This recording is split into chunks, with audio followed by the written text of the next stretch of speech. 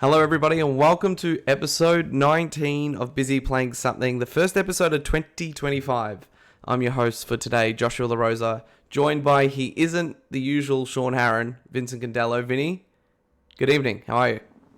Good evening. I'm good. How you doing? I'm good. Good to be This back. is, this is, so for those listening or watching, you can find us on YouTube at Busy Playing Something, audio feeds at Busy Playing Something. We're an independent an independent busy podcast, independent video game Australian podcast. Sean is away for the month of January. He's just got a little bit going on, so I delved back into the Back to the roots. back to the roots. Yeah. I called The in a archives. favor with Vinny Candello for a back to basics episode of Busy Playing Something. So happy 2025. We can't be saying that now, right? Like we're the 28th of You January. can't get Happy New Year in June. Is that? Yeah. Yeah. There's a cutoff period. It's funny. Like me and you share a very similar sense of humor, but I said that to someone at work when they had said Happy New Year to me, and I'm like, no, we can't be doing that until it's the second week of January. Like, Yeah. we're in. Yeah. There's no Happy New Year. It's like saying Merry Christmas. You don't say Merry Christmas after the fact. Yeah. I guess if I give it 2 days. 2 days. Yes. You run into people day after Boxing Yeah. Day, maybe another side of the family, friends you don't get to see on Yeah. Christmas. Hope you had a great Christmas. That is true, but you don't wish them a Merry Christmas. Unless Yeah, you're going there for a Christmas event that's done after the fact, if you know what I mean. That's true. Like people do like Friendsmas and things like that. I understand. I'm picking up what you're putting down. So I got the Happy New Year kind of out of my system. Yep. But that's this whole thing. But yeah, we've been away. I think we recorded the last episode of 2024, our Game of the Year show, I think on the second week of December, right? And we kind of had all three of us on. We went through all our favorite games and went through some exciting categories and things like that. So if you haven't checked it out, please do so. But what we wanted to do this week, obviously there's a lot's happened already in the month of January, right? Yeah. Which is typically a Jan was huge. quiet period. But I wanted to kind of just catch up first. I want to talk about what we've been doing over the break. I've been playing a lot of games personally. But yeah, interested to hear from you, what you've been playing, dabbling in, new and old, since we last spoke. Yeah. Yeah. Let's go. All right. So people got to know that this is a big feat for me that I started and finished Metaphor ReFantasio from Boxing Day to about the first week of Jan, about the 11th or 12th. Yeah. So You were I blasting that. I noticed I every time I put- was checking your trophies, I'm like, Jesus. This Yeah, I guy's... put 79 hours into that game between that, which is a lot for me because I'm a 33-year-old man. I don't really get much free time, but that downtime for Christmas, I just went absolutely nuts. I played the absolute crap out of it, loved it. I think it's the best Persona-like game that they've done recently. I think the quality of life improvements, the social links being like it's just a one-off. You don't need to Yes. you don't need to Yeah. talk to someone so then the next time you can level up. Like that's a great quality of life. Yeah, I played the crap out of that game. Loved it. Loved the story as well. The medieval stuff. You're right. It does hit different. It Yeah. really does. Does it impact your choice for game of the year? Like if you had played Metaphor, I think your ultimate game of the year was Astro. Was Astros? But yeah, Yeah, I think it would change it for sure. yeah, Yeah. yeah. It's incredible. Um, Like I went back again during the time we've been off, and I went back to Persona 5, started a fresh save, and I fell off it again. So I think it Yeah. is a tone thing, setting and tone. The Persona games have a lot of build up for it to be like, okay, you've hooked me. Whereas this game, I was hooked. Yeah, I think I was hooked on the story, the lore, everything about it was very interesting to me. Whereas Persona is like, okay, the world building is they do a lot of the world building, but the world building is almost already there because it's based in reality. You know what I mean? And Yeah. it's pseudo reality. So it's just a lot of character development. And if you don't like the characters, then you're not involved. Yeah. But yeah, played the crap out of that. For everyone who knows me, a little bit of League of Legends never hurts anyone. I have been jumping on the Pokemon TCG Live app where you're cracking open packs and doing that. I got into that. Cracking which open is are like these virtual packs you're cracking yeah, the open? virtual Okay. packs where it pretty much plays like as you would probably know Yu-Gi-Oh! Speed Duel, which is the quick version of that game. Yeah. So it plays like that, the It's like the Marvel watered down Snap version. of Yeah, Pokemon. Yeah. it's a Marvel Snap of Pokemon. That is a perfect analogy for it. And then I've been playing Spyro Reignited Trilogy, playing the third one. Fantastic. Yeah, Yeah. See, yeah, you know, dabbling in some new stuff, some older some old classics. stuff. Yeah. Yeah, I've been all and over the place. what have you been playing? Yeah, so I actually I had noted down a few things. So I really have been jumping around a fair bit, and I just realized there's even a game on here missing. Um, Oh wow, but I went and played Reader's Rewind, so the Digital Eclipse Power Rangers oh yep. game. Have you had a chance to play through that yet? No, I haven't. Thoughts and Let's feelings? let's do it co-op. I mean, it was good.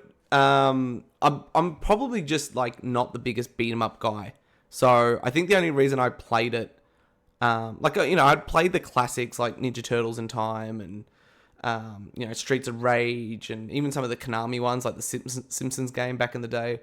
But Yeah, you know, it's a very much a they're meant to be co-op. Is they're what it meant to be feels like. co-op, and it is very much a throwback to those older styles of games, right? So they you know, just have a Power Ranger skin on it over it, which is enough to get me in it. It's short; you can Yeah. probably finish it in 2-3 hours. Oh wow. But if you haven't played it, I think we should definitely. I'll replay it again in co-op because it's just fun. Maybe next time you're over, we can even Yeah, for sure. split screen it. So yeah, I played through Reader's Rewind. Yeah, you know, really good. If you played any of Digital Eclipse's previous work with Ninja Turtles, you know what to get yourself into. But again, with the Power Ranger skin over the top. And then I loaded up. Now the timing of all these games is kind of scattered because you know, the last few weeks have flown by and I've been doing a whole bunch of different things. But in amongst the Switch leaks and rumors and the ultimate reveal of Switch 2, which we can touch on a little bit later, because I know, Yeah. I think at the point of recording last time, it was basically leaked but not confirmed. I went back to Metroid. Now, Metroid Dread is probably one of my favorite, if not my favorite, Metroidvanias ever. So Metroidvanias, as in the genre of Yeah. Metroidvanias. I absolutely loved Metroid Dread, and that was coming from someone who had never played a Metroid game before, right? Whether that was the Prime series or the original classics on, you know, Fusion, Super NS, Metroid, Super anything. Nintendo, Game Boy, and so on. So absolutely fell in love with the world. I thought you know, the tone of the game, the music, the sound design, the gameplay, loved it in Dread. So I went back. I remember after that point, I went back and played the remake of the original Metroid, which I'm blanking on the name of the remake, but I believe it was like a Game Boy remake of the original NES Metroid, which, for those who don't know, the original Metroid wasn't really a Metroidvania. That really didn't happen until Super Metroid, and it's Yeah. really old. Like it shows its time. So I went back and played the remake of that, and yeah, most recently over the Christmas break, I was kind of getting into the Nintendo mode. I very much realized that, you know, I'm very much a PlayStation guy, and bread and butter is like AAA games. But I did want to kind of play around with some of the games of the past. Like Castlevania is one of my favorite series as well. So like that's another one I've got the collection sitting there. I want to kind of replay those. But yeah, I went back, downloaded Switch Online expansion pack, trying to work out what the hell everything meant. And yeah, played through Metroid Fusion for the first time, which is the Game Boy Advanced version. Advance version. Great game. Yeah, it was the last Metroid before Dread, right? In terms of the core series, in the Because timeline. otherwise, Prime doesn't count, or Prime Hunters, or Pinball. Apologies, I'm taking a sip of tea here. And yeah, loved it. Loved it. Like, you can very quickly see the inspirations from Dread coming directly from Fusion. It's very much a sequel, which I really appreciated. So, really, all that's left for me to play, because, yeah, I played the original. I did also play the 3DS remake of 2. I forgot about that. So, I've played every Metroid game in the mainline series except for Super Metroid, which is probably the most famous and probably the most well-liked Considered one of the best games of all time in many people's Yeah. lists. So that's next. I'll probably take a break and then then jump into Super Metroid. You've played Fusion before, right? Like I think Yeah. yeah. Yeah. Eons ago, I had that cartridge. Mm. Definitely don't know where it is now, but remember having the physical cartridge of that game, and then when I've replayed it. Not so strictly speaking legal ways, but now it's available on Switch online, is it not? Yes, and so is Mhm. Super Metroid, and I think even the Yeah. first Metroid, like the NES version of it. Yeah. But yeah, I like great love the Switch series. Online. I just don't take advantage of it enough, and I really should this year. No, this is the first time I signed up. I mean, it was like I know even with the family pack, it's much cheaper, but it was like $60 for the whole year. So I'm like, yep, Yeah, done. I rather pay $60 and not even so I can play it officially, more because I just can't be bothered dealing with PC. We'll actually touch on my PC antics a little bit later on. But yeah, I don't want to harp on the point too much. But yeah, Metroid Fusion, played it, loved it. Then I went back to Last of Us Part 2. I think this was post Intergalactic Interesting. announcement. I was like, yeah, I'm in a Naughty Dog mode, and not those who know me, those who listen to the show, this. Like Last of Us is one of my favorite franchises, series, the first one in particular. But Last of Us Part 2, I was so shell shocked by the experience that I only played it at launch. Like I've played probably the Part 1, between the original, the PS4 version, and the remake, probably 5 or 6 times since 2013, right? So every couple of years. This is the first time going back to Part 2 since 2020, since its launch. And thoughts and feelings on that? I think I appreciated the game a lot more than I did initially. I think from an underappreciation perspective, I think I underappreciated the actual moment-to-moment gameplay of Last of Us Part 2. Mm-hmm. Like, a lot of people talk about Sony, like, and their, story games, and it's kind of like a walking sim, which is a load of rubbish. Like, Last of Us Part 2, mechanically, plays like one of the best stealth experiences you can get, even today, for today's standards, right? Obviously, graphically, sound design, all top-notch. I think it was ultimately, there was two things that I remember like being very polarizing. One was a story moment, which I won't spoil, but everyone who's played it knows what It's that is. been 5 years now. I think it's okay to spoil. Yeah. That, and I can't do it. I can't even bring myself to do it because someone could be listening to the show and his only experience with The Last of Us is the TV series, and I don't want to ruin that. Oh, yeah, true. Yeah. Yeah, Very good point. Actually, Very good point. Watch. Let me bring up a message. Speaking of Last of Us Part 2, my a friend from my work who is playing it for the first time, loves Part 1, played it when it originally came out, loves the HBO show, and it's somehow like he's not a massive gamer, so he's just picked up a PS5, and I said get the collection, the update for the PS4 game, and I get this message. I don't know if you can see this. Probably not, but I get a message saying, fuck. Joel just... Yeah. I'm like, I think I've just spoiled it, but anyway. You were saying you didn't want to spoil it, and then you just said that. I just said it, and... just bleep that out and fix it in post. We'll fix it in post. And, that moment, and then the Rat King fight scared the shit out of me. But going back... It was kind of like going back to it for the first time in the sense of I knew the beat-to-beat moments, but I forgot how much by the end you really do come to like Abby, right? Yeah. And her storyline. Towards the end, I thought that she was better than Ellie in a lot of points. Yeah, 100%. But the first half of that, I wanted to kick the shit out of her. Yeah, and I think like that was the point. Like that's literally the point of Last of Us Part 2. It's about... revenge and how revenge can be all-consuming, and depending on which side of revenge you sit on, you are in some instances the hero of that story, right? Like very much, now that we spoiled it, Abby's actions are justified based on her experience, view. right? Yeah, and Ellie's actions are justified in the sense of her relationship, right? So anyway, it's a 4-year-old game. I'm not going to go on to the point, but yeah, replayed part 2. I mean, like I said, I've actually played a lot for someone that's a father.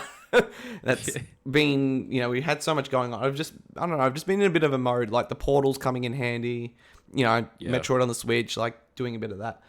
The next 2 things I jumped onto were demos, so I won't spend too much time on them. The first one was AI Limit, which is a Souls-like game from a team out of China. It's part of the PlayStation's China Hero project. Okay. Probably spent about 40 minutes with it. It comes out in March.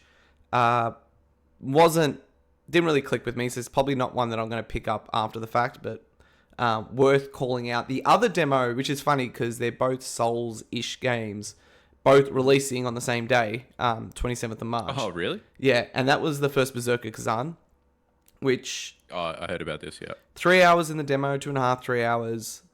Fantastic. I went the next day and pre-ordered my copy. I enjoyed it that much. So it's a Souls... Like Black Myth? Inspired, but more along the lines of a Black Myth or a character action game with Souls inspirations. Very much like Black Myth Wukong, right? Where it's, you got stamina and things like that, but the intent of the game, from what I experienced, isn't the relentless grueling of a typical FromSoft game. Still has the trappings of a FromSoft game, like level design and, like looping back on yourself and unlocking shortcuts and sites of grace, that they're called something else, but it's done in a world that's set in the dungeons in DNF world, like it's an existing world, but it's a standalone story. Okay. But I appreciated the more action focus one. The story is told more linear, like a traditional game, with cutscenes and things like that, as opposed to like the FromSoft, like watch 3-hour videos afterwards to understand what the hell you just witnessed. You got to read every single item that you pick up in order to get the story of something, which some people do like. Some people like the hunt and the fact that it's not all knowing from the get go. Yeah. I think it works for them like specifically. I wouldn't want every game to be that. No. Sometimes I need to turn off my brain and just tell me dum dum. Yeah, tell me what I need to know. Just have fun. So yeah, loved it, pre-ordered it, played through that. Very quickly, playing through BioShock, the collection, which is one of my, what are they called? Games of shame? What's the term when it's like guilty pleasure? No, as in like a series that you missed that is important. Like a... Oh, is that what that's... there is a term for it. It's just... Okay. But anyway, BioShock's obviously such a influential and important video game. Probably one of the 50 most important games I think ever created in terms of what it is, the story it tells, how impactful it was at the time. And I think I just got kind of motivated for, Ken Levine, who's the creative mind behind BioShock's releasing Judas. So, seeing that, I'm like, all right, time to go back to Rapture and play through BioShock. So I'm probably 3 hours into that. And then finally was what I'm playing most recently, and that's Ninja Gaiden Black 2 Remake Master. That was shadow dropped during the Xbox Direct, alongside the announcement of Ninja Gaiden 4. The story behind this, and this is the PC thing I was alluding to before, I signed up for Game Pass again because it launched into Game Pass. Day and date with Game Pass. Day and date into Game Pass. And then was having troubles with the optimization of the game on my PC. Like it was all... I was getting like a lot of screen tearing and like the shaders were all off, and I'm spending hours like trying to figure out what the hell I'm doing, and then eventually just give up and then spent $60 and just purchased it on PlayStation because I'm like, it's there, I can just play, I get my trophies, and I don't have to deal with the PC. So yay for PC gaming. But yeah, Ninja Gaiden's great. I've actually never played... I think I played it like at someone's house, but I never actually played through Ninja Gaiden before, so... Or Gaiden. But anyway. Ninja Gaiden. Been playing a lot. Yeah, it sounds like you've been going through the ring. I'm playing like a diverse range of anything and everything. Yeah, we got Game Boy games in there. We've got PS4 remakes. We've got You got remakes of demos. You PS3 got games, demos, yeah. A old, remake. new, and stuff that hasn't even come out yet. Yeah, it's all over the place. But really, the focus for today's episode is I kind of just wanted to do a more general conversation, not really topic led, but kind of centered on a focus or focal point, and that was kind of the death or the presumed death of physical media, i.e., physical games, and the future of consoles. This will probably give us a chance to talk through, again, physical versus digital, where we kind of sit in that fiasco, that story. But then also give us a chance to kind of check in with the big three in terms of what they're doing, specifically when it comes to the physical and digital games, right? And where we kind of see consoles and games, 10, 15, 20 years, what does that all look like? Now, I'm not expecting we're going to have the answers to that because, it's anyone's guess and there's people much smarter than we are figuring that out. But let's just start with, the physical games, digital games piece, right? This is kind of off the back of a conversation Vinny and I were having, right? Like we saw Sony was cancelling or stopping production of their recordable Blu-ray discs out of Japan. So very important note here. This is like the blank Blu-ray discs that you would record on. This isn't, the production of Blu-rays in terms of movies and games and things like that, but is a step in that direction. But that kind of sparked a conversation around digital and physical. We known for the longest time. I remember back in the PS3 generation when I used to listen to Podcast Beyond, they would talk about the digital and physical split back on PS3 and 360. And then at the time, I remember like digital games were like increasing from like 30 to 40% adoption, while 60% was still physical. And I remember them talking about, we're getting close to that like 50-50 point, right? Fast forward now to 2024, 2025, that has very much shifted. And we're seeing kind of an adoption rate of anywhere between 70 to 85 to even 90% digital penetration for some of these platforms. Xbox in particular, with Game Pass being their primary method of kind of distribution of games, it's very digital led. They've got cases of games that don't even launch physically, like Hellblade 2 is a digital only release. And then, it falls into the trappings of when they do release games physically, like you take Halo Infinite, for instance, the game itself isn't really on the disc. It's kind of just a... So once you're buying the licensing to play it, not so much the actual game itself. Yeah, you're buying an empty case that looks good on your shelf, but really the game's not on the disc. So let's just stop there. Like, we can go through the other two as well. But in your own experience, like, you're an interesting test case, right? Because you play on a lot of different platforms, unlike me. Some of those are very digital led in PC, while Switch is more physical. So how do you find yourself in that whole thing? It's so funny to me because I've always seen physical as console and then digital as computer. Yeah. That's kind of how my brain's always worked. Yeah. And I think because the only accessible way to get games straight like from the get-go was always on Steam. So Steam was always your store. It is your store. It's online. And then unless I'm getting a copy of like Age of Mythology or Age of Empires out of like a Kellogg cereal box back in the day, I was not buying a PC game. Yeah. And when it comes to, I can see your shelf. You're pretty pro physical, or like you seem to be. Like you're in that weird in between as well. But I'm very much pro physical. I like owning my games because there could be a time where if you have a digital game on the 3DS or digital game on like the PS3 and that kind of thing, or your console breaks and you can't access it anymore, the game you can buy a new console. Like granted, it'd be secondhand, but the console then becomes transferable, or the game becomes transferable to the other console. And then that's what I see, where I see it as transactional. So I can also, I'm a big advocate of letting people borrow games as well.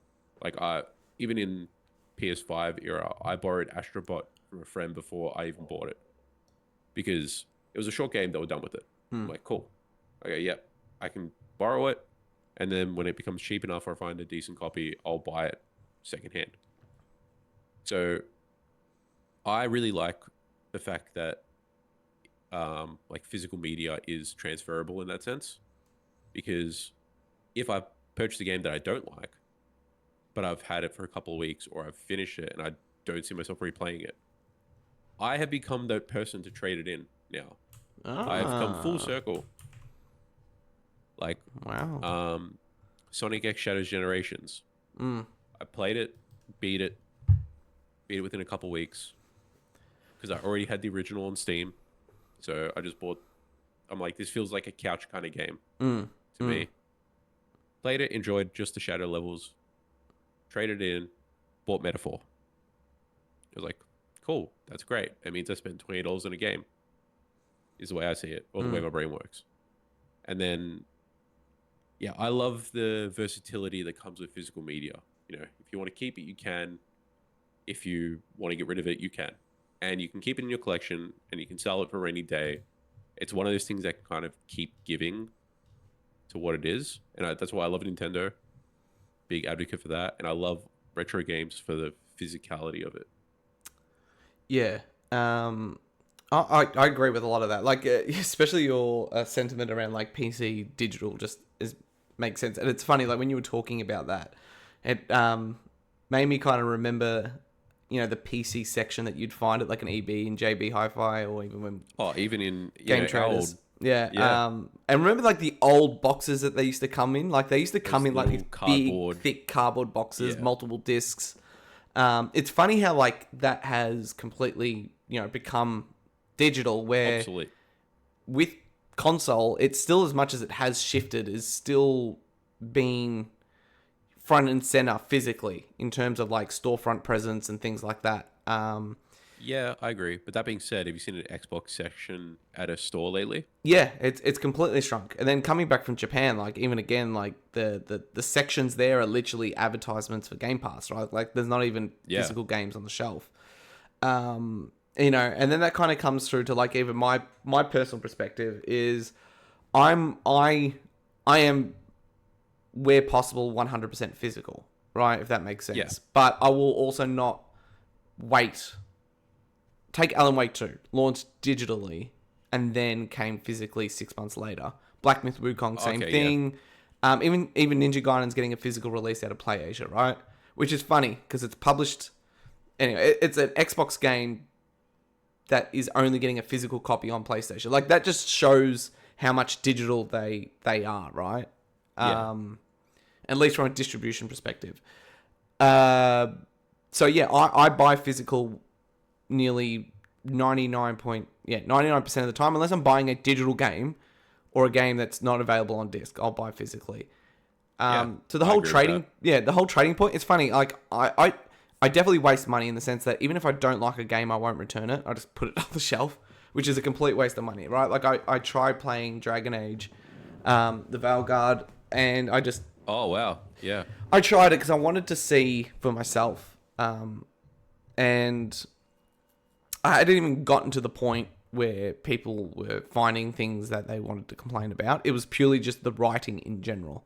I'm like, it just felt like a Marvel, like, oh, the world's ending. Oh, that type of Not like, even like not even a good Marvel movie. no, just like the worst parts of the Post humor. Endgame. Yeah. Yeah. So, like even stuff like that, like it's still sitting on my shelf. But I also recognize where this is going, and I'm starting to see the cracks with physical games. So what I mean by that is, your points around like PS3 and even like that generation back is true, right? Like PlayStation Store goes away tomorrow, right, for PS3, and you haven't got a physical copy of Infamous or whatever. Um, you can't buy it digitally anywhere else. Yeah. So that all makes sense, and I agree. What gets I interesting know what you're gonna say.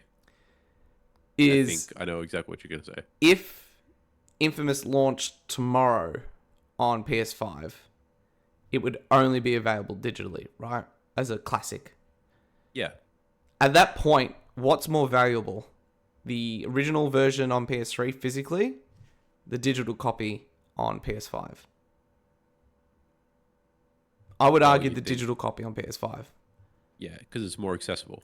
More accessible. We know from PS4 onwards, it's basically going to like the way that they're all consoles are moving and becoming more PC-like. So, PS5 plays PS4, PS6 will play PS5 and 4, and you'll have access to it.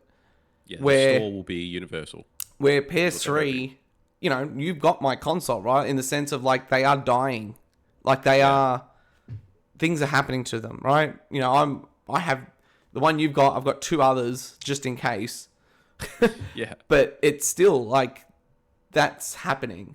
So, that's kind of nearly its own conversation, the difference between like physical and digital, but then digital with, access type thing, like longevity access.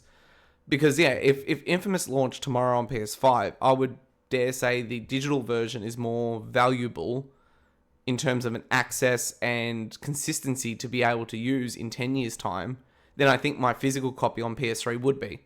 Because I need hardware that works to access it. Yeah. And then if at that point, what happens then? Because we can't, this would be solved if PS5 played PS3 games, right? And hopefully we do get a solve for that at some point. But I don't think we're ever going to get into a world where I can put my physical PS3 disc into a PS6 and it plays the game. It will be like you need to repurchase it, obviously heavily discounted, which kind of sucks. But even Nintendo's doing that with like Switch Donkey Online, Kong. right? Or Donkey Kong. HD remaster, third time. Exactly. Still as expensive as the original release. So as much as I love physical, I'm seeing those trappings starting to appear. Where it's like, I've got this like vast collection of games. But again, even like a PS1 game, right? Like, I downloaded the Castlevania collection, right, which has Symphony of the Night. If I had the physical copy of Symphony of the Night, what's more longevity? What's going to be more valuable in the sense of not money, because the physical copy is going to be worth more, obviously, but in terms of access on PS6, PS7, beyond console, which we'll talk about later, probably going to be the digital version I purchase now. Yeah, because I think hypothetically, if your physical console gets stolen, you can still have access to that game because it'll be available on your account for purchase. Yeah. Or like to re-download. So that's really good. So but that being said, if your account digitally gets stolen, then that is gone forever. So it's a mixed match. Yeah, it's a mix. Yeah, definitely a mixed bag. And the other thing that's kind of like making me go, like for me, for most Australians, it financially nearly doesn't make sense to buy digital over physical, and that is true in 100%. In different markets across the world. Like in the US, it's very much, I think, price parity in terms of digital and physical. So in terms of like, do I have to drive to the store, pick up a copy, install it? It's a convenience play where it's like I can pre-download the game to my console. It's there on launch. It's there. In other markets, it might be price driven. In Australia, it's definitely price driven, but it's in the other way where physical is often cheaper than digital. And that's not even taking into account pre-owned games and trading and all those things that you touched on, right? The only thing that makes me kind of go, is I'm experiencing a little bit with the Portal, where it's like, I did Metaphor ReFantazio on Portal. I think I did maybe 20 hours out of the 90 hours on it. And it was great. But it did require me to like, all right, I'm going to get up, put the disc in, and then take the Portal into another room. Yeah. And then when I was playing, say, like Reader's Rewind, I just had the Portal next to me in the bedroom, and the PlayStation was in sleep mode, turned it up, and I was able to jump into the game. Yeah, it's very convenient. It is very convenient. And then as we move to like, we know Xbox and PlayStation are looking to do kind of handhelds, right? Which are most likely, and I would say nearly 100% likely, to look more like modern Steam Decks than what a Vita would be, where it had a separate library and a separate set of games. Probably not going to be the case, right? You probably get the PlayStation handheld and it plays your PlayStation games natively. So how does that? Then it's like, how does that come into play? Because it's like, would I not be able to access my copy of God of War Ragnarok because I only own the disc? Oh, I get it. Because then if you had the digital version, you could be accessible across The the handheld. the handheld version because you don't need to insert a disc. Yeah. I That mean, there is a is very good ways of point. there is ways around it. Like in terms of like Xbox is doing this kind of play anywhere initiative where it's like you buy it on console, you get it on PC. Yeah, If they nearly could do a version of that where it's like you buy it, you've got the disc and you also get the digital version, but then you run into that issue of like needing to verify that you still own the disc, right? So yeah. it's not like I Yeah, just once every purchased like it, 30 days. installed it, even if it gave you one, like I don't even know how we would do it, right? Like, you'd maybe need to insert the disc, like you said, every X amount of time just to verify it. But even then, that gets choppy, right? Because even if it's a week, someone might be able to blast through a game in a week. You know what I mean? Like, Mm. so I don't know the answer to that, but that's what gets me questioning things. Where it's like, I'm excited if PlayStation bring out a handheld, right? Like, I'm all in for that. But does that mean I'm now limited to that library only being the games that I buy digitally? Yeah, because that would be the digital only console. If I think about it, Hmm. that's, I mean, that's no surprise. You think of all the handhelds that have come out, or PC handhelds that have come out in the last year or since the Steam Deck, they're all digital. No one has an issue with that. It's because of the accessibility of a PlayStation or the well-known branding of Sony is the fact it's like, well, they can't do it because they're Sony. Sony does games. Hmm. Games are physical. Whereas the PC world, everyone's like, oh yeah, digital media, that's the norm. Why would I want to be carrying around a wallet of Yeah, I don't even think my discs? PC has a disc drive, right? Like most Yeah, my PCs don't. PC does not have an optical drive. Yeah, Why would it? why would it? And that's to Microsoft's benefit that with Game Pass they kind of solve for that because it's like even that I Yeah. own Gears of War collection physically, it's on Game Pass anyway, which is the way most people interact with that ecosystem. So it's like I've got it there, Mm. there and then. So like, we can talk about Nintendo in a sec, but this kind of brings into the question like what the future will look like in the sense that it's clear that digital is the future. Mm. Um, do you see physical games going away for Microsoft and Sony in particular? Because I think Nintendo, we both can agree, like they still have a strong presence. I think I was looking at their statistics. Where is it? I think I think they were like 64% physical. Xbox. Hold on. Da, da, da, da, da. I'll bring that up. Let me just find that. But Yeah, Nintendo that's fair. definitely have a more Yeah. even split between physical and digital, where Sony and Xbox. So yeah, talking about Sony and Xbox, Yeah. PlayStation and Xbox. So with Xbox, I feel like it's already done. If not, it's a, as you said, the the I guess games on the shelf are not games. They're a code to download it digitally anyway. You're pretty much buying the digital download, but from a physical store. So that's in my brain. That's already done and dusted. Xbox is 100% digital, regardless of what anyone says. Yeah. And then with Sony, I think the PlayStation is where it will be in the foreseeable future for me. It could be the 6, it could be the Sony PlayStation 6, wow, could be a purely digital console, but then how they've done the PS5 Pro with the slapper Yeah. Slap disk disc drive drive in it. in it on the but as an add-on to the console, like how Yeah. they've done the optical drive add-on to the Pro. That's where I see it going. I see being like this thing is 100% digital. Well, 100% digital, but you have the option to buy it for an extra additional cost. You have to buy that I do wonder, do you think it's going optical to drive. be similar to the Slim where it actually attaches to the console? Or are they going to be pushing digital so much that the physical disc drive acts? Do you remember the Xbox had a separate player that was like separate? This is back with 360, right?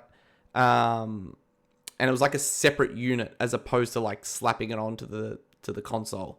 So what I mean by that is like, will PS6 just be digitally, a digital console, and that is it. But then Sony sell a standalone, like, PlayStation disc reader that isn't like PS6 branded, but you use it and it can then read your PS4, 5, and then the 6 games that you buy physically. I'd love that. Well, yeah, that's where my brain was, where you know how you can physically buy the optical drive add-on for the Pro. That's what I thought. It's like that's your accessory. It's no longer part of the console. It's now a console accessory. Yeah, Like that's a what I mean. charging Yeah, dock. so it's not like you attach it on. That's what I think. So we're on the same well, page. I don't think it's yeah. going to be. I It's not mean, going to be a part of the. It's going to be part of the product launch line, but it's not going to be bundled with the console. okay. It's Do going to you? be But do you it's going think to it will be an connect to the accessory, console? like your. Like, as Uh, in seamlessly. Like, you take the cover off, put the thing in, and then put the cover on. I think for design wise, I'd love to see that. You know, take the faceplate off, slap it in, put a new faceplate on. I think seamlessly it looks nice. Do they intentionally make it want to look ugly so less people will buy it? It's a possibility because that is a thing people do for marketing. They want to steer people in the wrong direction. They'll intentionally make it look bad. But I would love to see. I mean, why would they? They've innovated it on the Pro. Why would they not do that on the 6? Yeah, I think you're right. I think I ultimately agree with you, right? Like, they've already kind of invested in this technology of, like, creating a disk drive. I just wonder, like, yeah, I think Sony splits more, like, between 70 to 80% digital, and then Yeah. like 15 to 20% physical, and that kind of, moves depending on the quarter and the market and things like that. I do think that's going to level out. Like, I think ultimately there is always going to be a contingent who buy physically. That might only be 5 or 10%, but it's still Yeah. it's still a sizable market, even on such a small scale. I do think physical games will probably become less available. Maybe the Yeah. biggest games are available physically, but even games like, we're talking about First Berserker Kazan or something of that tier, maybe only available digitally next Yeah. generation, right? Well, you said or delayed releases like they did with Black Myth Wukong. Yeah, and Things like that. there's probably a market out there for a boutique brand, kind of like Limited Run do at the moment with, like, physical I releases. I really like Limited Run. I bought the Toomba like Switch Collection. Yeah, game. Yeah, yeah. off that. And I bought Mega Man Mighty Number 9. I did that. I've done a couple of limited runs, and that was the same thing I was thinking as well, was Someone else it does could it. be yeah, someone else does it. Yeah, and not They'll every have game gets it. proprietary for AAA titles or games that they know are going to sell regardless. And then the indie stuff or the stuff that's not as big, they'll license out Yeah, to distribution. They'll yeah. be made to order. Or to that point, it could get to a point that maybe, like, a third party comes in and is the only, like, their market is just physical distribution, and Sony literally back out of handling that, Yeah. and then only do it. So it's kind of tricky and interesting, right? Because it's like Sony as a first party is also the console maker. So for them, the physical media isn't just for their own games. They also distribute every third party game that releases on the console, right? It's got the PlayStation branding, the banner. Like, it isn't just their own game. So it's a little bit different. I think I ultimately agree with you that the disc drive will be attached to the console, similar to the PS5 Pro. The reason why I thought maybe they don't do it is, like, I'm kind of seeing a world, maybe this is the next gen after PS6, where we don't have a console, we've got some sort of device, a dongle, I don't know what it ends up looking like, an app, but then they have a PlayStation disc reader, right? It's literally called a Okay, PlayStation yeah. disc reader, and it's a sexy little piece of tech that's about the size of a disc drive, designed to look appealing as opposed to, like, literally just a disc drive, Yeah. that maybe you can put your media in and you plug that directly into the TV, and it just gives you, it connects to the app, the PlayStation app, or whatever the interface looks like. And then that's how you interact with your physical stuff on a digital future. Maybe. Could be, or it could be the fact that they might say, "Hey, this PlayStation 6 is compatible with the PS5 optical drive, but we're not making one for the PS6. So once it's phased out, it's gone. Yeah. That's what And gets it'd be like, tricky because I think they have a duty of care to still cater for the stuff that they've created, right? Like, you know what I mean? yeah, Like, exactly. I feel like there They've would be an created. uproar if they, Oh, there would be. I if mean, you they, think about the yeah, fact that the Xbox One, the Xbox Series, no, yeah, but Xbox One days where they did the what's it called with the DRM. the DRM. Yeah. Yeah, And it's a little different for Xbox because of Game Pass, and that's their distribution model, where with PlayStation, it's still purchasing, regardless of if it's physical or digital. So I think, you know, if Xbox, which they are clearly phasing out physical, like in some markets, they don't even release digital games. Like I said, Hellblade didn't even get a digital release. yeah, It's more accepted where PlayStation and Nintendo, because they don't do that. Their distribution method is purchasing of the title. They need to give people the choice, regardless if 90% of those people do choose digital.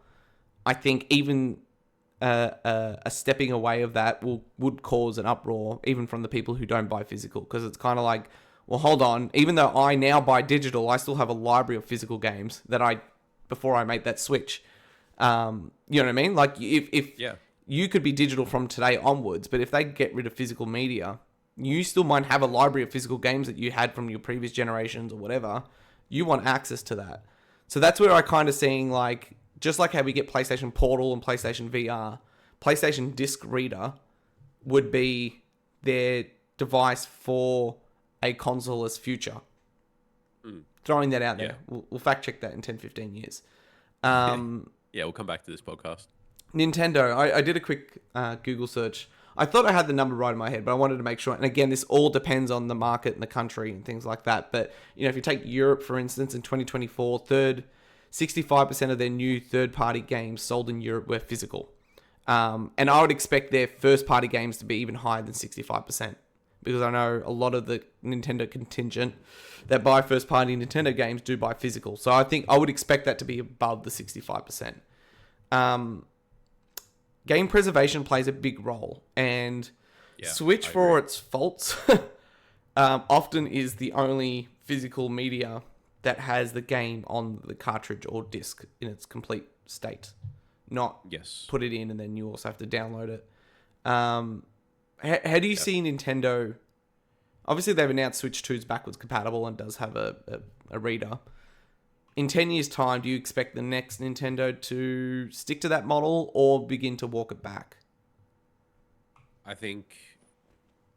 See, they normally dupe consoles. I reckon the next one. I think the Switch is working. They're going to keep rolling with it. But will they do? And if they're doing Nintendo Switch Online, I think the Switch is going to be the Switch 3, and I think it's going to play backwards compatible again. I think. So is that the future? Like, Switch is Nintendo now? They're not going to do like a Wii, like a random... Like, you're going to get Switch 1, 2, and 3. That's Nintendo now? No, but I think it depends on the success of this console. Because if it doesn't, obviously they're a business, they're going to make money. If it doesn't reach the high highs, like the Wii to the Wii U, they have to innovate. Yeah, obviously the Wii U was the most terrible, one of the worst selling consoles of all time. But the innovation was what like brought it success. So I feel like if this one doesn't do well, they will innovate and pivot to something different, and then that might be like that is all brand new. Mm. But I think Nintendo will still keep physical media because I think in their core they are very old school in that sense, and we give them so many, I guess, little jabs at the fact that they are old school, that their online is terrible, that their eShop is terrible. But I think they'll keep physical media for a long time because they are that old school. I think we'll come to miss it. That's the funny thing. As Yeah, much as we're going to whinge about Nintendo, I think we're actually going to be grateful the fact that they are so old school. I think in the yeah, next 5, 10 years, we'll be like, thank God for yeah. Nintendo. I saw people walking around with digital cameras the other day. Like retro's back Me in. too, People actually. yeah. At a, What is up with that? we're out in the city, and there was like there were these young girls at, I don't know, a hen's party, and they had a digital camera. Yeah. Yeah, I was Which is like, huh. But I think it's how vinyl came back in. People are collecting retro games. People appreciate physical media. I am watching is what I'm pressing play on. Back, just a little callback to our earlier segment. I'm watching The Sopranos on Blu-ray. Yeah. I mean, I love physical media in that sense that it is mine to own. I buy it once and I don't need to pay a subscription service for it because otherwise I'd need binge or something like that. So, like, I'm in the process of like that's one thing, especially for DVDs and movies. I really appreciate physical media because that's something that doesn't require day one patch. Yeah. You know what I mean? Because even if you buy a physical game these days, you can't play it right out of the box. It still requires an update. So that's, I guess, with physical media now for more Sony and Xbox. Are you really buying the game complete out of the box? No, very rarely. If the servers went down, you still can't play that game. There's a Twitter account that I follow called Does It Play, I think it's called, or Can It Play? And it's literally the whole thing is as games release, they'll give you details of like, you know, whether it's PlayStation, PC, whatever, like which versions, I guess not PC because it wouldn't make sense, which versions are complete on disc. Oh, wow. And that's where I got the fact around Nintendo. Like I know for a fact that most games that release on Switch are on cartridge as opposed to know, console games. I remember I purchased Final Fantasy 7 and 8 on the Switch, the dual pack from Yes. Play Asia because it had both of them on the cartridge, and then same thing with Final Fantasy 10 and 10-2 off Play Asia because the Japanese version had both games physically on cartridge, whereas the European versions or the North American versions had one game on cartridge and the other game on digital download. So moving forward, like, you know, PCs are obviously becoming more prominent. We're seeing these handhelds enter the market. Steam seemingly not aggressively, but, you know, dipping their toes as a Vinnyism in not only handheld, but they're also talking about, you know, Steam OS and maybe a console. Yeah. Do you see consoles going away? Yes. What would be replacing of that? Is it just PCs? It would be any kind of PC, whether it's, you know, even technically your phone's a PC or your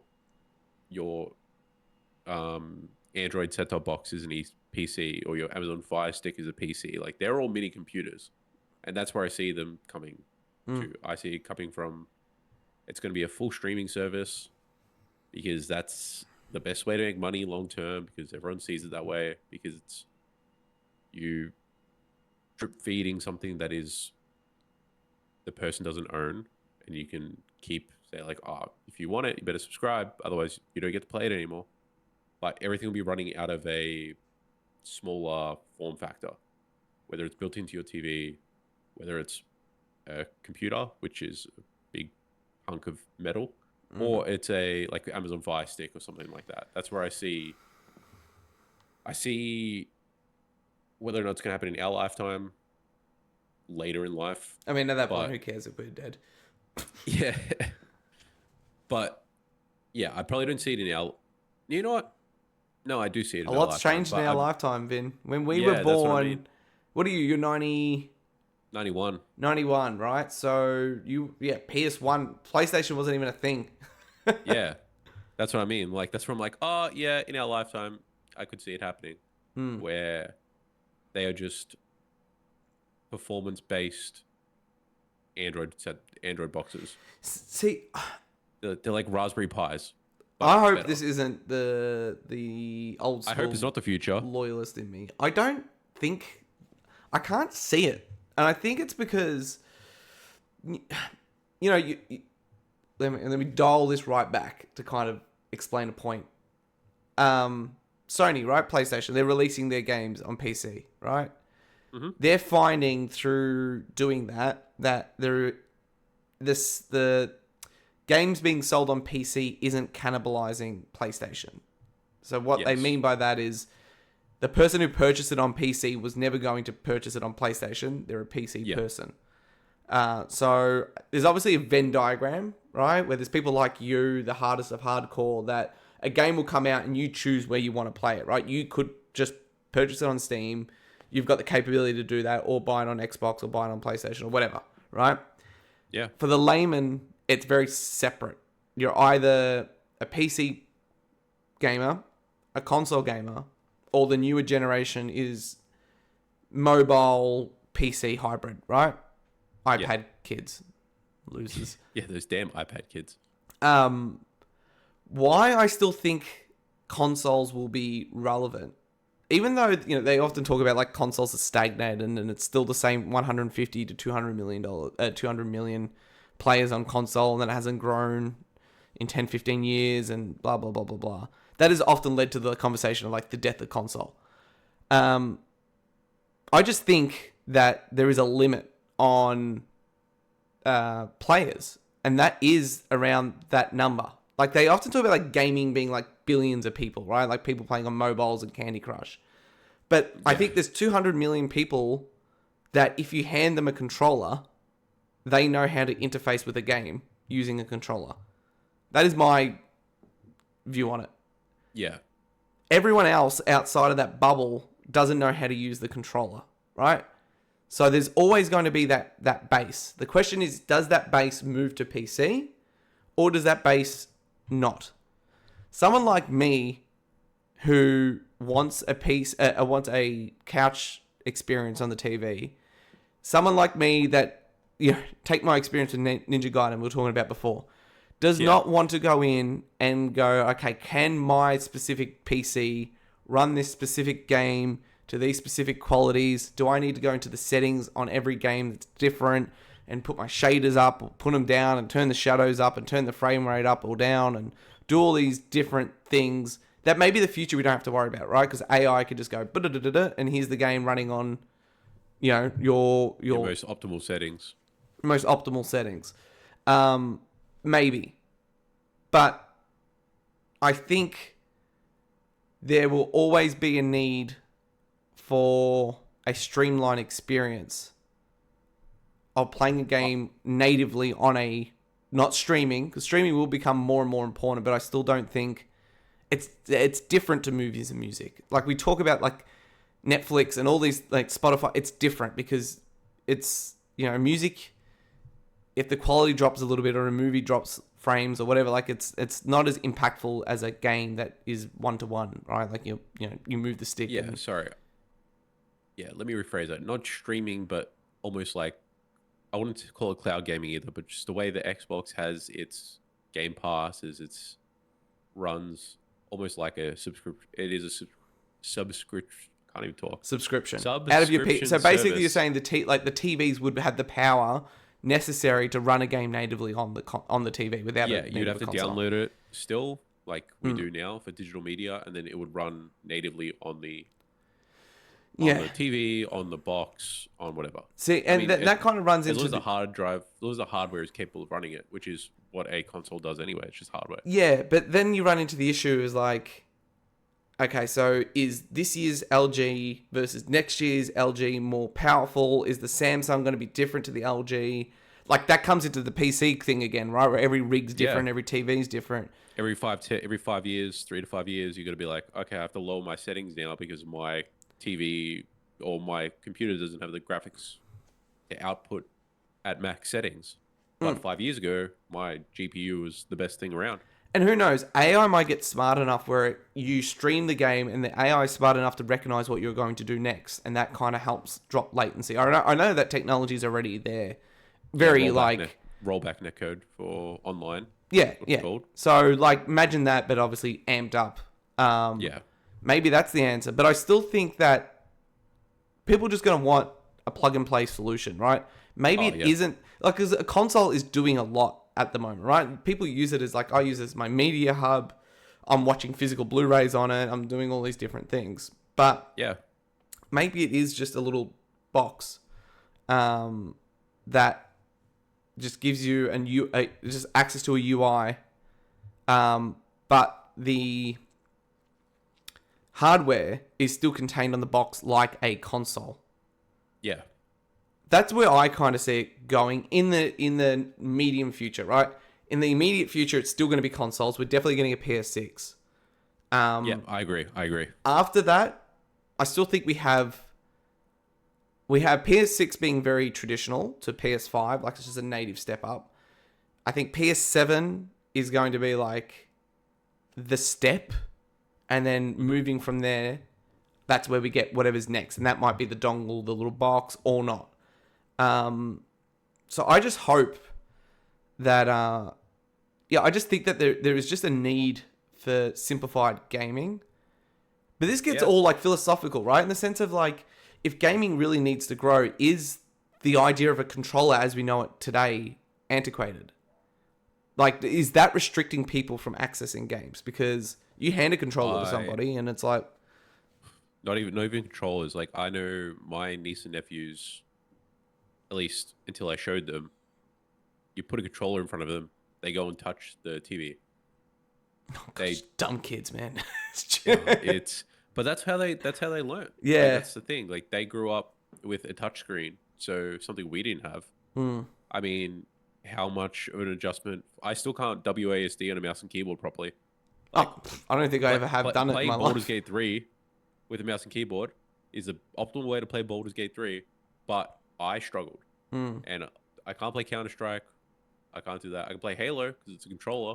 So this is that thing where it's before you think of the 80s or early 90s. If you had a PC, you were purely mouse and keyboard. Hmm.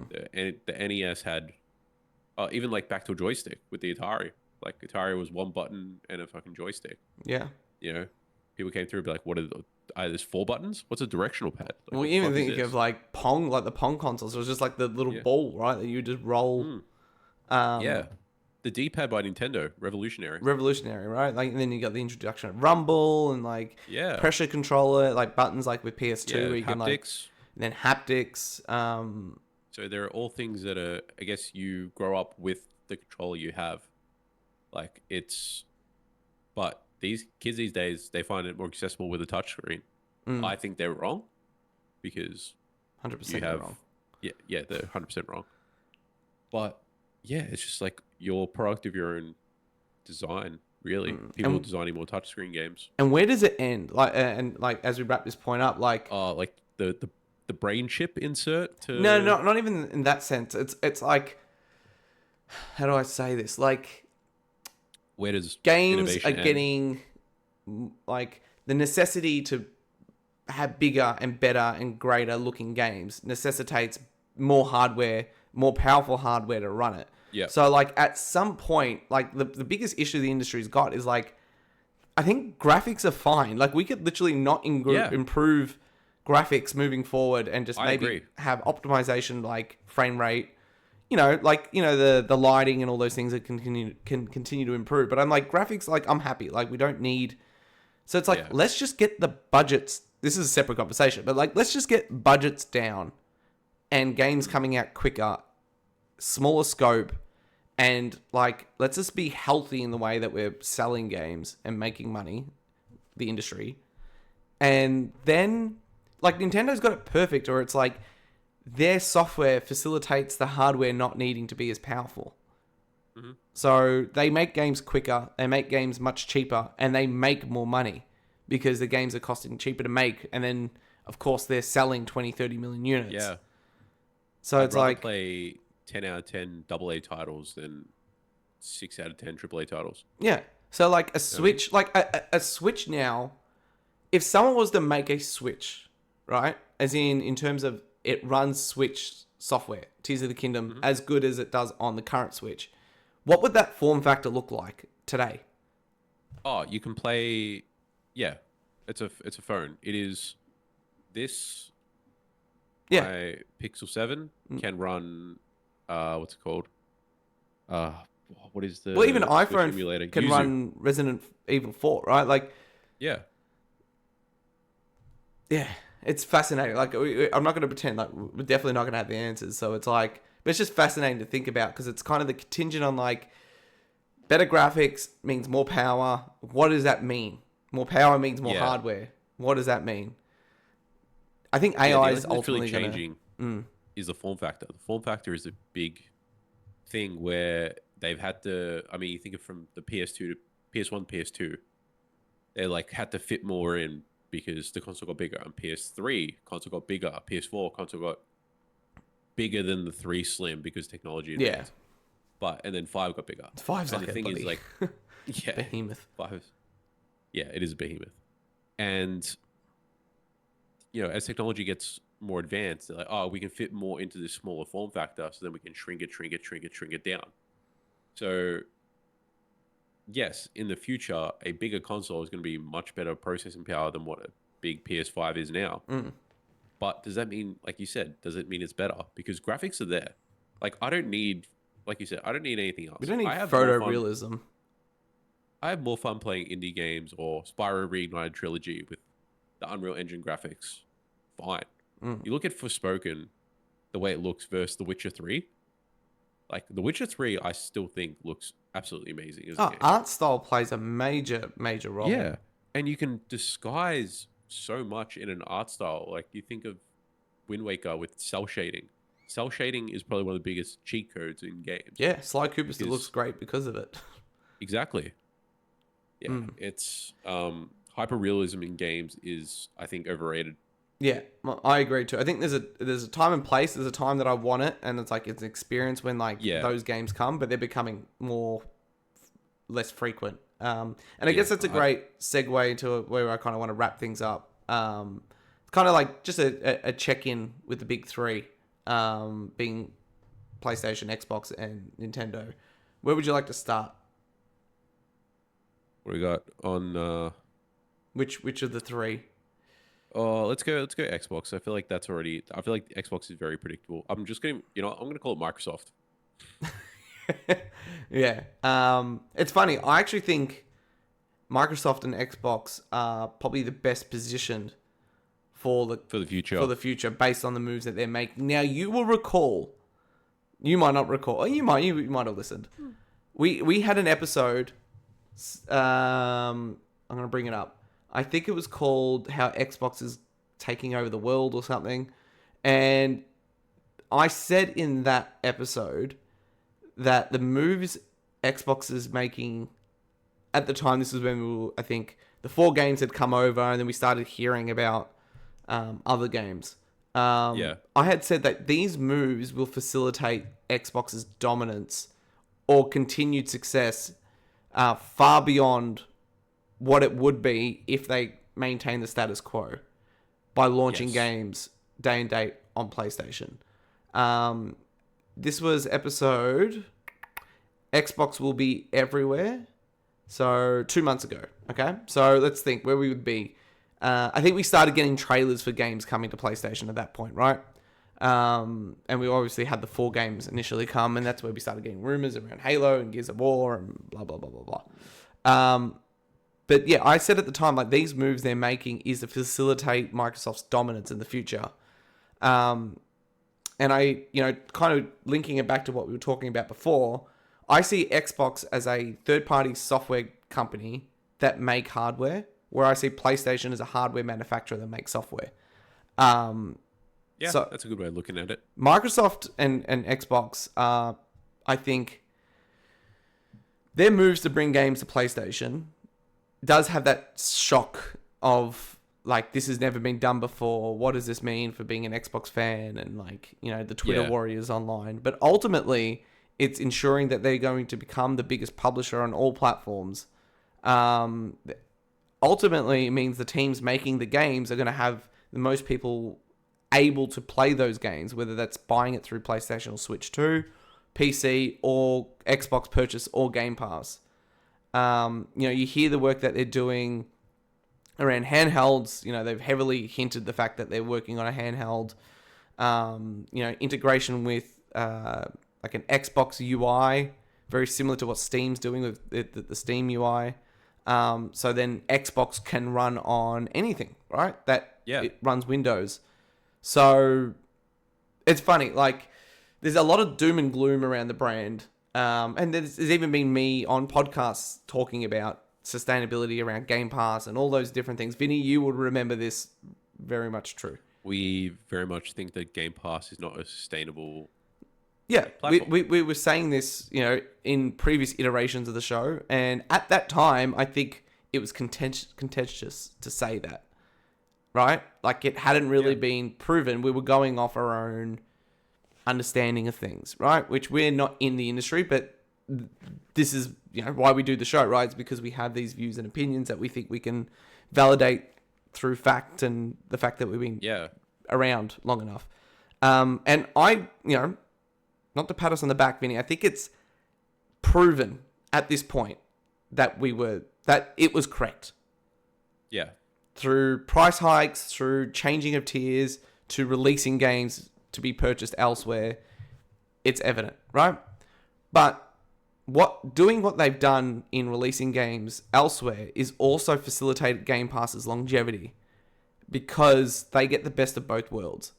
Their differentiating factor for their hardware moving forward is this subscription service, which is of great value, whilst also taking advantages of the other platforms who buy games traditionally.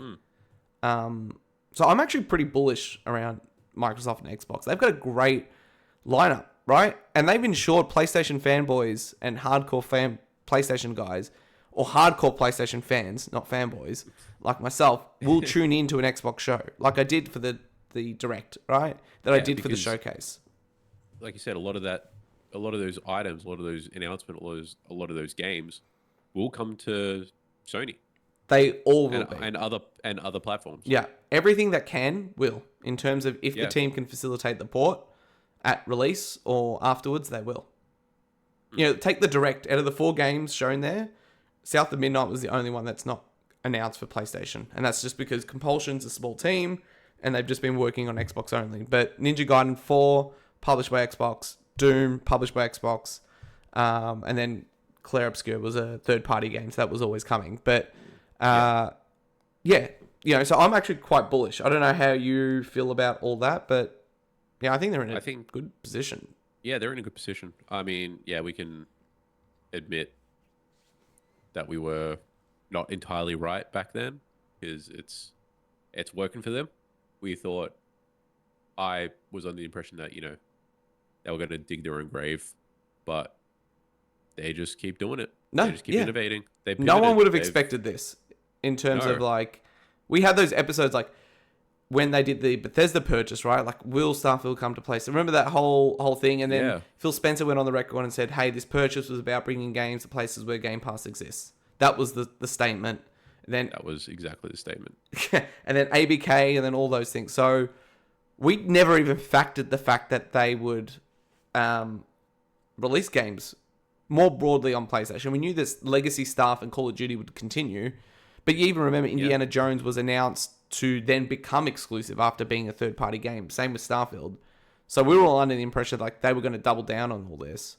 And that Game Pass needed to grow to 50, 100 million subscribers for this to work. And then when that didn't happen, there was a bit of what do you do next? Yeah. And they made it sounds like a very consumer-based decision, but obviously from higher up to be just release it, mass release it everywhere. We're a software company. The more the merrier. Yeah, and exactly. I'm actually all for it because you're not monopolizing the situation. You are monopolizing the situation by collecting all these developers, but you're not monopolizing your distribution.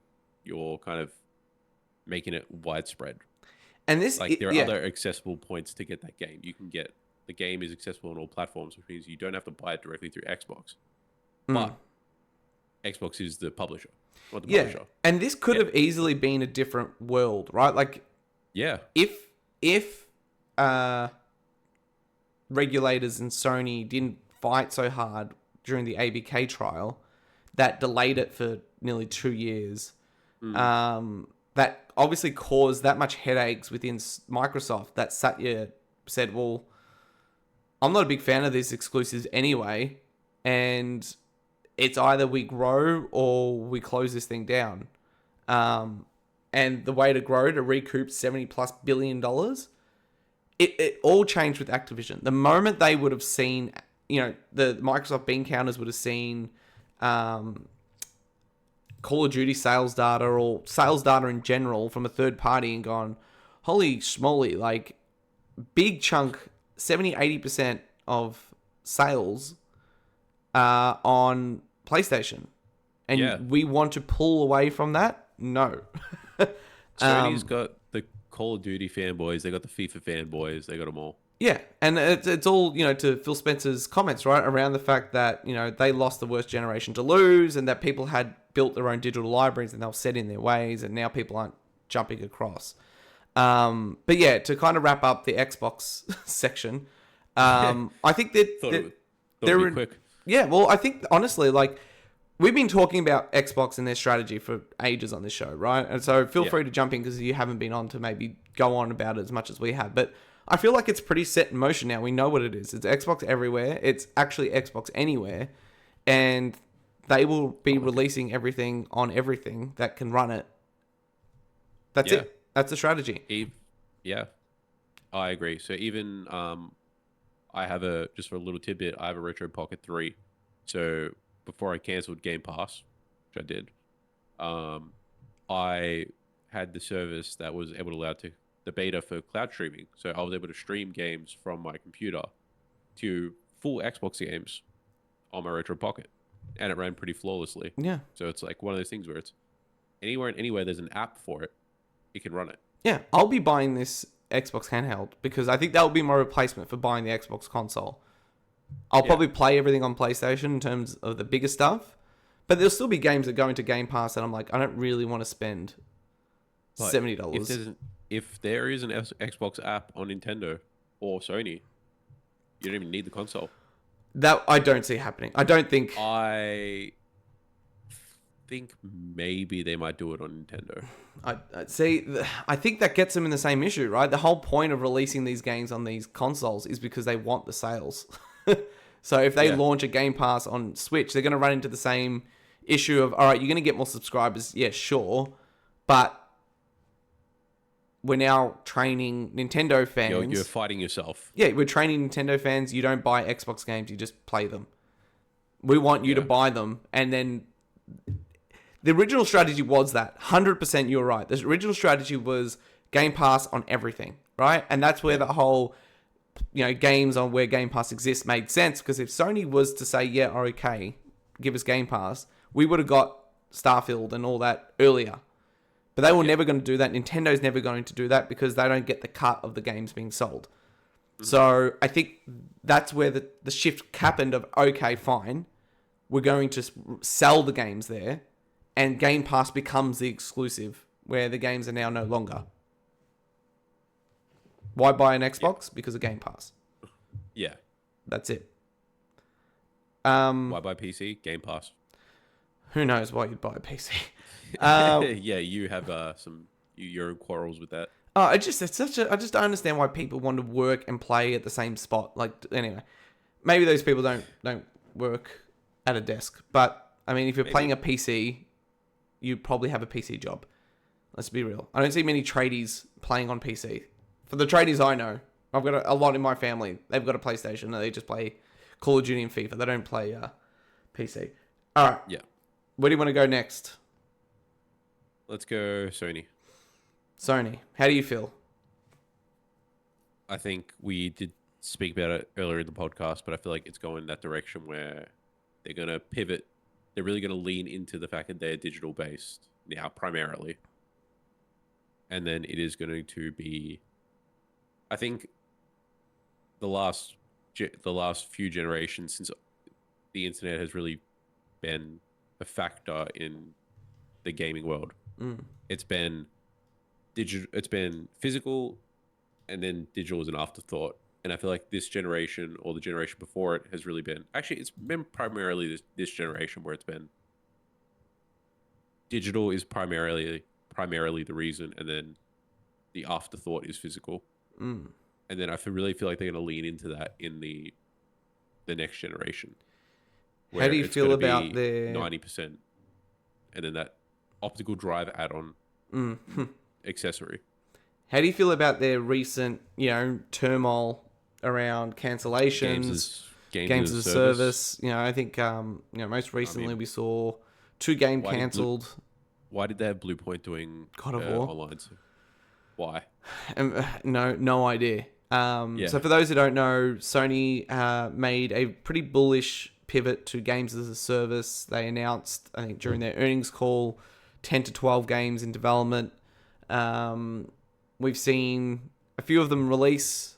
Some have done well. Some have Concord disappeared from the face of the earth. And now we're seeing like a slew of cancellations. And the two most recent cancellations were Blue Point and a rumored God of War games as a service. And then Sony Ben's latest game. So as a Sony PlayStation primary gamer fan, they're clearly in, how do I put this? In a world where Microsoft was being more competitive, we would, in terms of direct competition, in terms of exclusives and selling hardware, I think PlayStation would be in trouble. They're very fortunate that at the time of them kind of fooling around with games as a service, their competitor is playing nice and giving them a lot of games. Because realistically, most people don't know. To even dial that back, though, most people don't know what a first-party game is and don't know who makes anything and just see it and buy it or whatever, right? So no one's really going, oh my god, we didn't get a game out of Sony Bend. Like, no one knows who Sony Bend is besides the hardcore. But it is clear that Sony's pivot to games as a service was done in a way that was, frankly, abysmal. I don't think the pivot to games as a service was wrong, because I think it makes sense when they're seeing the money coming in from Fortnite and others to go, we want our own one of these. They knew a lot of games would fail. That's part of it. So I don't think even having 10 in development was wrong. Where it was wrong was the way that they did it. Like, I think I tweeted when these games got cancelled, I said, the way to do this would be to find teams, smaller, second-party relationships where you're not sending Naughty Dog, you're not sending Santa Monica, you're not giving Sony Bend. You know, these teams are lucky at this point to release a game per generation, right? Maybe two if they're lucky. And in Bend and Blue Point in particular, they're smaller teams. They're only between 70 and 100 people, right? So it's not like with Naughty Dog, when Factions got cancelled, they also had the Heretic product. The new Naughty Dog game. In development, right? Like, Ben doesn't have another game. They might have pre-production going on something else. Definitely Blue Point doesn't. And Blue Point's a team that has historically done remakes and remasters. I don't even think at the time of, like, a Demon's Souls, they had a producer, right? Because they're not making their own games. So to give them, a team that has never made their own game before, God of War, and then say not only is it's a games as a service, God of War, is embarrassing. And perhaps this ultimately led to Jim Ryan's kind of exit, right? Definitely don't think he was pushed out, because he's still, in the scheme of things, launched a very successful console during a global pandemic. You know, played a major role in the ABK acquisition in terms of halting and stopping that, but has also been the person who made this push, you would imagine, right, within Sony. Yeah. And perhaps, you know, chickens came to roost when his contract was due for renewal, and they said, Jim, this ain't working. Because if you notice, since he has left, Herman Holst taking the realm in terms of, you know, dual CEO with Hideki Nishino, you know, with Hideki focusing on hardware, with Herman on software, we've seen these cancellations. But not to just put it all on Jim, because Herman was also a big fan of Concord. In fact, you know, rumors would suggest that he was the person behind the scenes really advocating for Concord, thinking it was going to be Sony's next big IP. So they're in a bit of a mess, right? Because Bend and Blue Point are off the board now. We're not getting another game from them this generation. Maybe Blue Point, if they make another remake and we get it in 3-4 years. Maybe we get it in before PS6. But Bend, you know, they had a gap between Golden Abyss, which was a launch title for Vita, to Days Gone in 2019. Like, they're out for another 5-6 years. Yeah. I always feel like it's so crazy, like, how long it takes to develop a game. Wild. And like it does come down to the fact that everything is more difficult now. Yeah. Like more resource intensive. Whereas you look at a game like a Nintendo game, way less resource intensive. Like you said, maximizing profits. Yeah. But I think Sony, I don't want to admit it, but I feel like Sony fell into the trap of the League of Legends MOBA. Like They went through the rush. phase. Everyone went through it. Like ZeniMax went through it. That's when we got like Wolfenstein. Is it New Blood? New Order? What was the one that was the multiplayer game? Yeah. That one. And Well, then we got Redfall. Like, so they yeah. went So through it. yeah, that's what I mean. Like I think Sony got caught in the trap of like the League of Legends, like MOBA's the next big thing. We need a MOBA. But this one was like games are a service are the next best thing. We need games as a service. Yeah. But you saw so many of them die. Like it's hard. Like yeah, Helldivers was a success, amazing success, like But they didn't expect it. crazy. Like that was lightning in a bottle. Yeah. Outsold Spider-Man 2. Yeah, which is insane. Mm. It's just, I mean, you can't blame them for trying. It's they wanted it. They want to pivot. They want to innovate. They want to try something different, They still do. And they will still... They're still and they'll gonna continue do to do that. Yeah. They are primarily a first party like single player experience. I think Sony with like story driven narratives, Yeah. but they do have that inkling to try something different. Yeah. What they needed to do was, like I said, work with second parties. Like you hear that I don't know if you heard there was a team pulled out of Bungie that are working on a game that was apparently like a MOBA, Smash Brothers type called Project Gummy Bears. I don't know if you heard about No, I never that. heard of this. But that's what I would be doing. Where it's like, okay, it's a 60-person do not pull one of your team. big. Do Yes. not pull your big first party team to make a game that is not their specialty. Because I get what they were trying to do. They were going to go, all right, we're going to make a games as a service. And why is it going to be successful? Because we're going to do it the PlayStation way. It's going to cost $250 million to make, high production values. It's going to come from a team with that's not how it works. In fact, most of the big games out there, your Fortnite, your Minecraft, your Roblox, aren't costing that much to make and that much time to make. They're primarily smaller games with, cartoony art style. Not all of them, but I'm just saying, like, Project Gummy Bears, perfect. 60-person, it's apparently a MOBA mixed with a Smash Brothers, right? In terms of, like, the percentage-based knocking people off stages, but in a MOBA form. Cool, that's different. I rather that than God of Frickin' War, games as a service. Like, nobody wants that.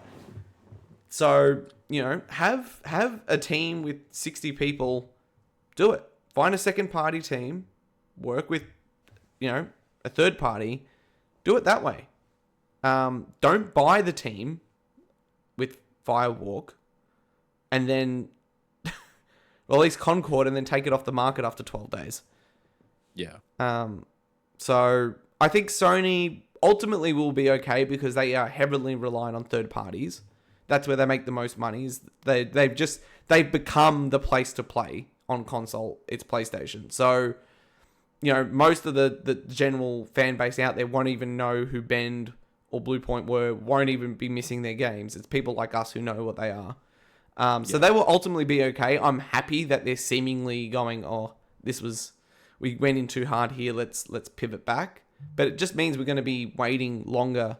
Microsoft are publishing or releasing like potentially up to 8-10 games this year. Sony might have Death Stranding 2, Ghost of Yotai, maybe Marathon, and maybe we get one more.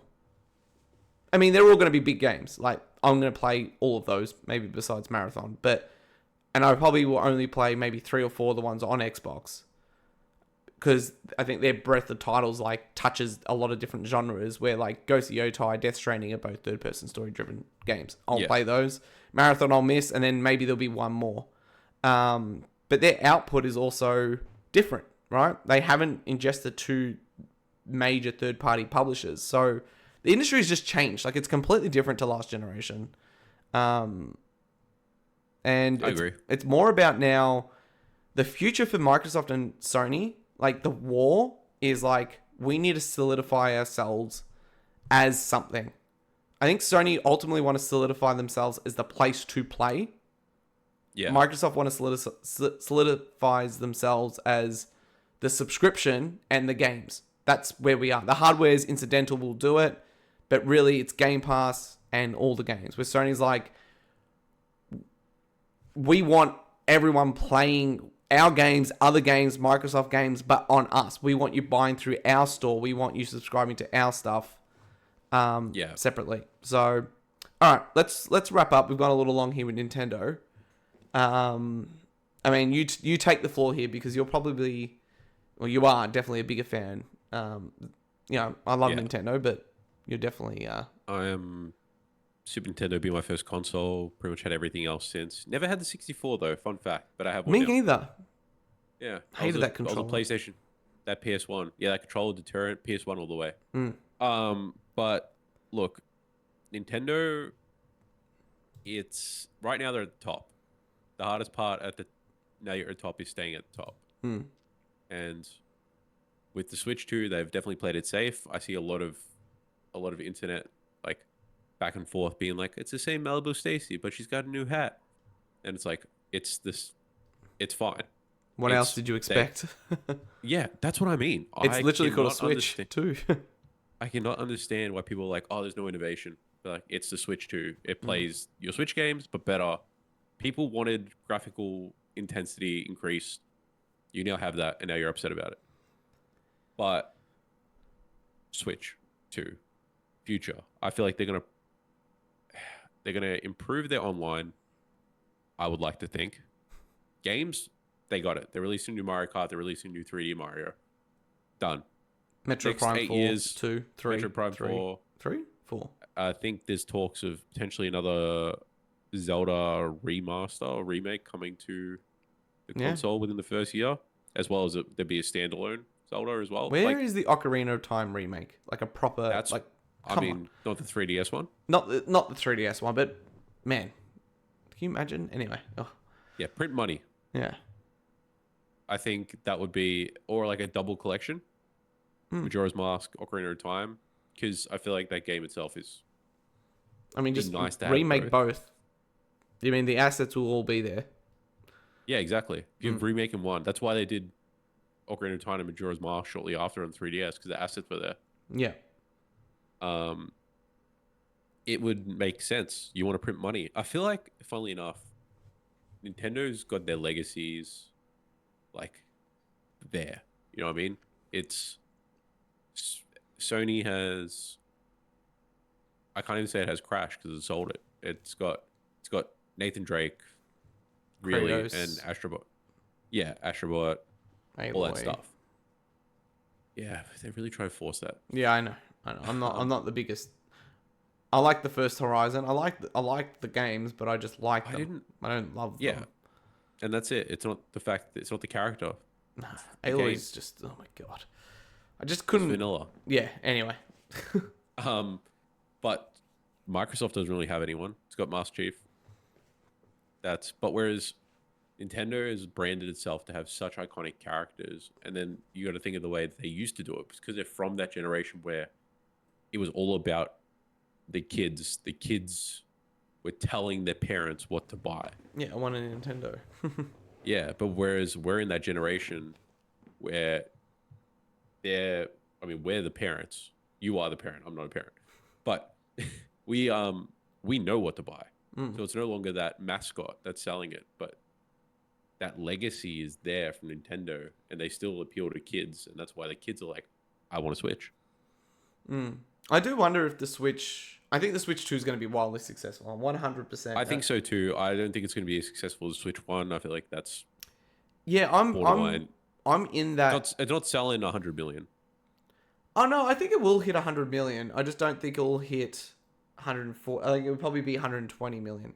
Because, sorry. It won't pass the Switch. No, I don't think so either. Purely based on, like... one, it's not as novel, it's not as novel as it was in 2017. And two, there's just more competition now. Like, handhelds are more prominent. But that's why I think, like, you saw Nintendo be super quiet over the last year or two. It's because it's like, they know that. So it's like, okay, we are going to give you reasons to buy it. And it's like, you are getting Metroid Prime. You're getting, new 3D Mario, like you said, Mario Kart. Like, these are all known quantities that will sell 30 million units, right? And will continue to Yeah. sell as Switches continue to sell. I think, what is it, Mario Kart 8 Yeah. is still the best-selling game on the Switch, and it's from the Wii U. 60 odd million, I think it is. Yeah. Like, just fact checking myself, but I think it's like 60 million. So I think they're fine. 71 million units. God, wild. So it is pretty much every second Yeah, Switch 1 and has 2. that game. Yep, 100%. So as much as there's not much to say, because we still don't really know everything. I think Nintendo, they can't innovate like they used to as well, because they ultimately still want third party games on there, so they can't create like a weird way of playing console like the Wii was, where it's like you basically needed to create your own version of the game. People don't have time Yeah. for that anyway. In today's days, right? So it's in today's world is what I was trying to say. So it's like, well, what really could they do? Not much. They just innovate, and that's fine. Yeah. I mean, is the next innovation for Nintendo after the Switch, will virtual reality be that point in where it's accessible for everyone? And maybe that's what they'll lean into, because they were kind of going through the augmented reality phase with the motion controls of the Wii and stuff like that. Like, that's maybe not virtual, maybe augmented reality will probably be the thing they lean towards. Like, who knows what innovation brings? But Or even like power boost via the dock as the next iteration, right? Where it's like the Switch 3, it's more powerful again, but it also gets the boost once you dock it in. And maybe this one does. We just don't know yet, right? Because we still don't. I know there's a patent for like update. The dock is supposedly going to be able to update, has its own updates. So that's the thing where it could have something in it. yeah, Nintendo, I think, will just continue to do what they do and just continue to be successful and make heaps of money. And they're also now going to benefit from probably Xbox games and even some PlayStation games, right? I think. Yeah, and the fact that Xbox has been out of the console race, I think one generation, has helped, because it narrows your choice from a 33% choice to a 50% choice. Yeah, I think they've all realized it's like, shit, this stuff's expensive, and we kind of all want to be the place to play and make the best games or whatever. But it's like, if we all just differentiate ourselves and we all got our own audiences, and Sony and Nintendo have the biggest piece of the pie, but we'll probably be the bigger publisher because we've got more teams. We can all make heaps of money without directly, being in competition. Yeah. I also think that's very smart that they're no longer releasing. I mean, I don't think it's been a while since Nintendo released day and date with the same year as other consoles, but to be releasing mid-generation, I feel like is a smart move. Yeah, and I mean, even Xbox is rumored to be doing that too. So it's kind of like we're going to get, Switch 2, new Xbox, PS6. So they're all going to be apart from each other. So it's. I mean, it's good. It's good for the consumer's pockets. Oh, because 100%. You're not forking out 3 consoles in one year. Yeah, it's expensive. Nintendo's consoles have always been my second console. Like, that's always been, like how I would view it. Yeah, it's been my second console since. Yeah, I got a PS2, then I got a GameCube. I got an Xbox 360, then I got a Wii. Yeah. Wow. It's the way the cookie crumbles. Yeah, I got a Wii U. You got a Wii U. Oh, that makes one of us. I got a Wii U. All right. Awesome. Well, as we wrap up, Vinny, was there anything else you wanted to kind of touch on, or you feeling you feeling full from today's conversation? Oh yeah, it was a lot to unpack. I enjoyed it, but it wasn't going to be a busy playing something podcast without mentioning the Wii U, the greatest console of all time. 100%. You've got these things when you come to this show. 1, random PlayStation deep cuts. Yep. Mention of Wii U. Gaming executives listed. Oh yeah. Those are the three things I think you're definitely getting. When we're mentioning someone, it's got your Herman Hulse. we're talking Hideki Nishino. Andrew House might come in. That's it. Shuhei might come out of retirement. I was going to say Shuhei. Yeah, your boy. Oh man, yeah, it's the old guard's definitely gone. So those are the three things you come for, I think. Plus our just overall charm and all those things. But thank you for listening. If you've made it through the whole episode, thank you.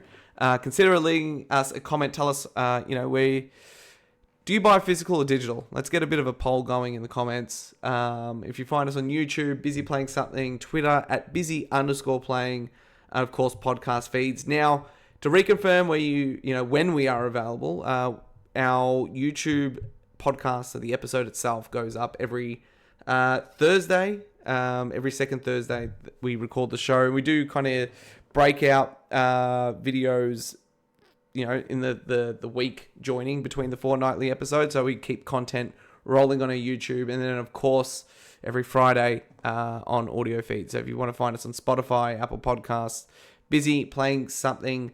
Sean will be back. Vinny, you're always welcome. Now that I've got a template Appreciate for 3 it. hosts. It's great seeing you. Hopefully I'll see you in person in the not too distant future. Yeah. We're gonna get through Power Rangers. We can talk about that after For the sure. episode. But anything you want to say as we round out? That's it. Thanks for having me. Always a pleasure. Always a pleasure. Long live the Wii U. See you in a May the fortnight. power protect you. Bye.